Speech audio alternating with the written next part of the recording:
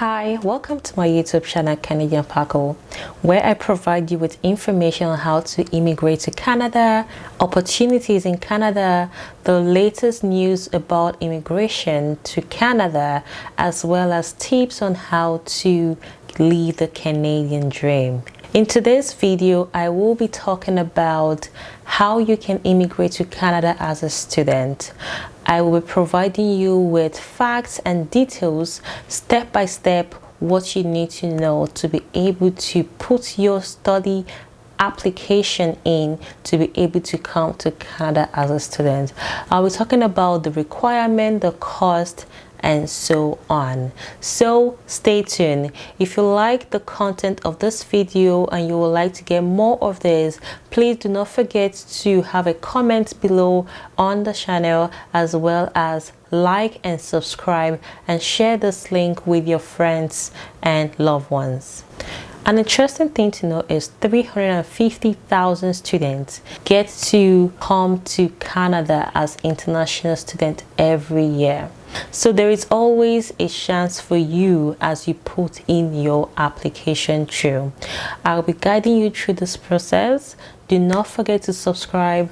I'll be providing more informing and exciting videos going forward. So let's talk about the criteria that are involved for you to be able to study in Canada. The first one is you need to be able to accept admission from a Canadian designated learning institute. You need to be able to have a school that you'll be going to. If not, I'm not sure what you're coming to study. To look for universities and courses, I usually use universitystudy.ca. So you can always go in there. The link is going to be on my comment section, and you can always go in there and look for it. So you can look for your program, look for the different schools in Canada, and you can do your research on the tuition fee, what you can afford, and so many other things. To apply to a Canadian school, they usually require a few common documentation. The first one is they require a transcript from your previous post-secondary education. Sometimes they require, depending on the country you're in, some schools might require you to be able to provide your NECO or your WAEC results as a proof of English language. And also, if you are from some other countries that English is not their first language, some schools will require you to provide English exam. Another thing that schools ask you to provide in your application is a reference letter from your employer or from your previous supervisor in the university or lecturer. So you're going to be seeing all of those criteria in the university admission requirement page. Also, you need to provide an application fee. Admission is not free, like compared to the UK. Admission in Canada, it's not free, so you'll be paying an application fee that could range from $100 or just a little bit less to about $300-400. I said $300-400 because I had to do an admission at one point where the school had to take about $300 because they were going to do a credential assessment themselves. So it can depend on the university. So you have to keep in mind that your application fee is part of what you will be paying to be able to get your letter of confirmation for admission from your school. Also, the schools require you to submit all documents before they process your application, and it's always good to apply on time.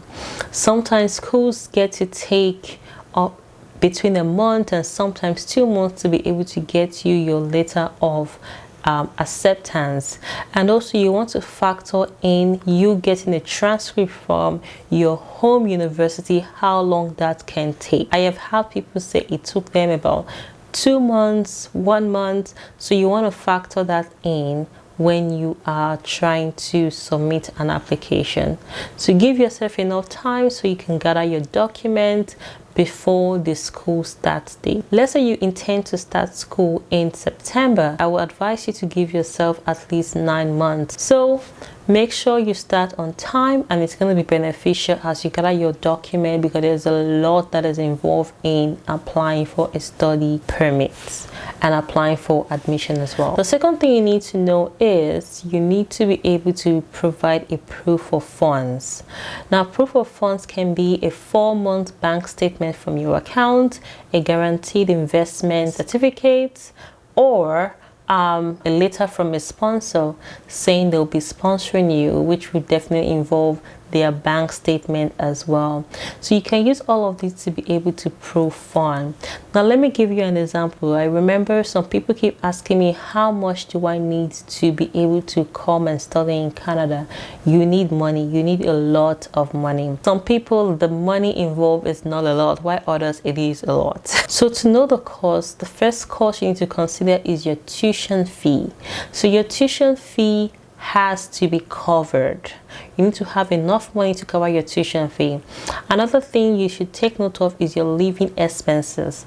You need to have enough money to cover your living expenses and some other expenses, for example, your flight ticket to Canada. You need to have all of this money. If you are the one sponsoring yourself and the money is in your account, I would advise you to have at least 10,000 more than the required amount.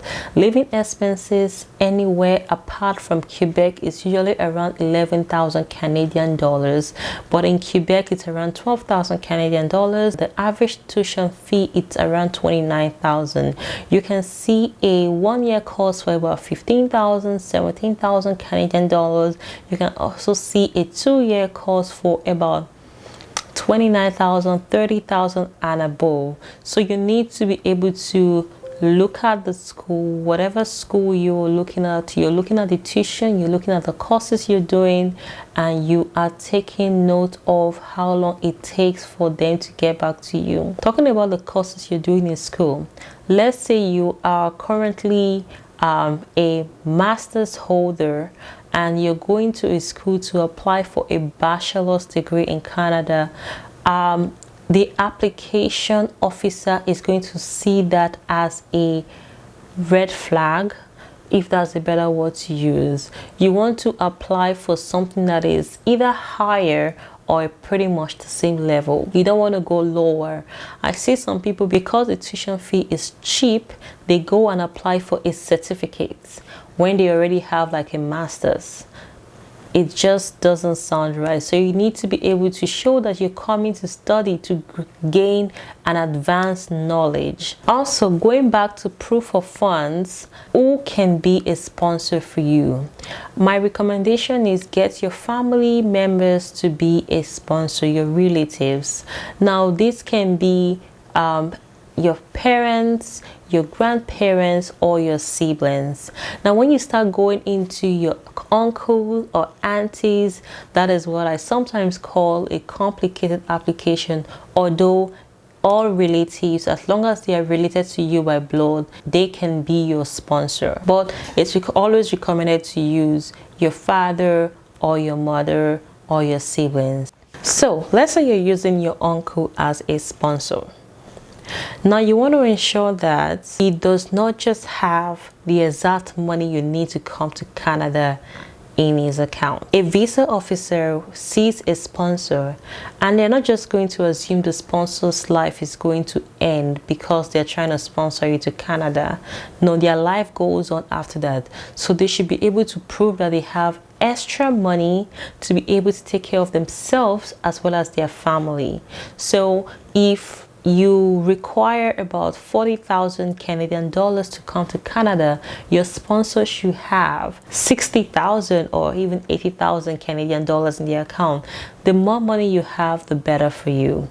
Although there are other ways to be able to boost your application, but you should have the exact amount you need to come to Canada. And your sponsor, if you're using your sponsor should be able to have additional funds in their account to prove that they can also live on when they sponsor you. The other thing you need to have as part of your study application to Canada, you need to have a criminal record done. Some places they call it a police certificate or a police report. You want to ensure that you are free from crime and any criminal record.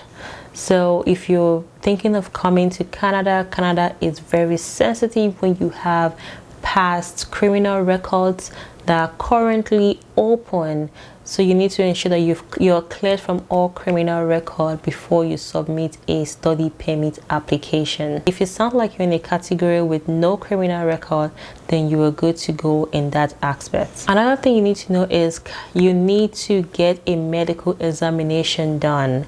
This can be done in your country, but it cannot be done in any hospital or any clinic.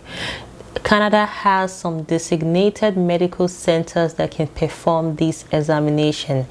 I'm going to be putting the link in the comment below. You can go in there and check for your country where the medical center for your medical examination can be done. This is to ensure that you're not coming to Canada with a life-threatening disease or a life-threatening ailment, and let's say you arrive in Canada today and the next thing you're already in the hospital for another 1 year. Canada is trying to avoid having people become a liability to the government, so you need to ensure that you are in good health before you put in your Canadian study permit application. Now, for some of you that might have underlying health conditions, it's not going to stop Canada from accepting your application as long as it's not life-threatening, as long as you are able to prove that you're a healthy human being and you're healthy enough to study and healthy enough to come to Canada, then you should be good. So another thing you need to prove is you need to prove to the visa officer that you will be returning back to your home country at the end of the duration of your study. Some ways to prove that is to prove that you have a spouse. Let's say you have a spouse in your home country and you'll be returning back to your spouse in your home country, and let's say you have kids in your home country, you'll be returning back to your kids.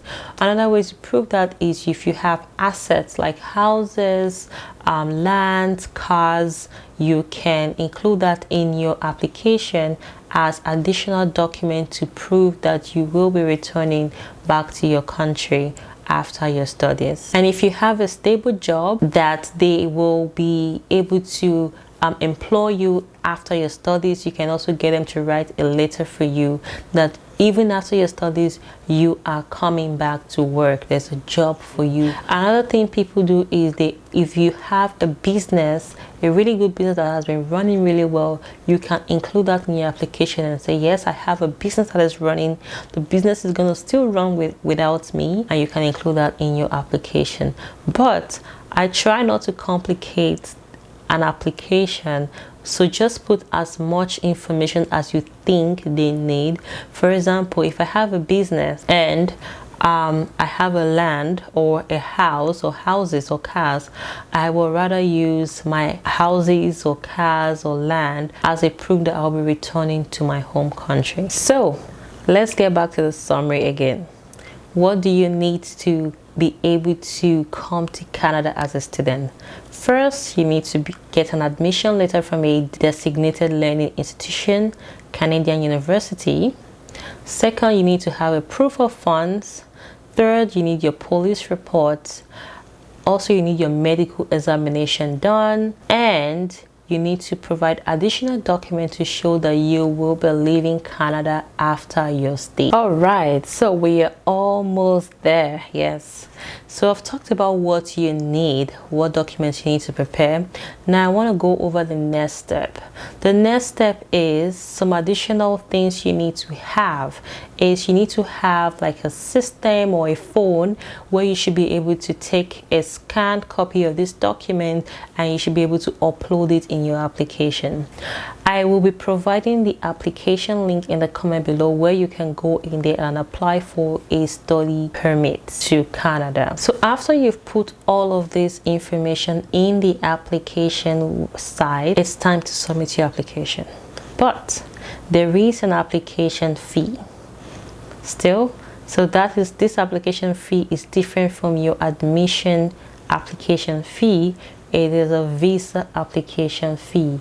So it's usually 150 Canadian dollars, but there's also an additional fee for the visa application center where you have to go do your biometric. You can be able to submit your study application through paper or through online. So I always recommend using online version to submit your application because it is faster, especially when you have your scanner, you have your phone, or you have whatever you're using to scan and upload your document.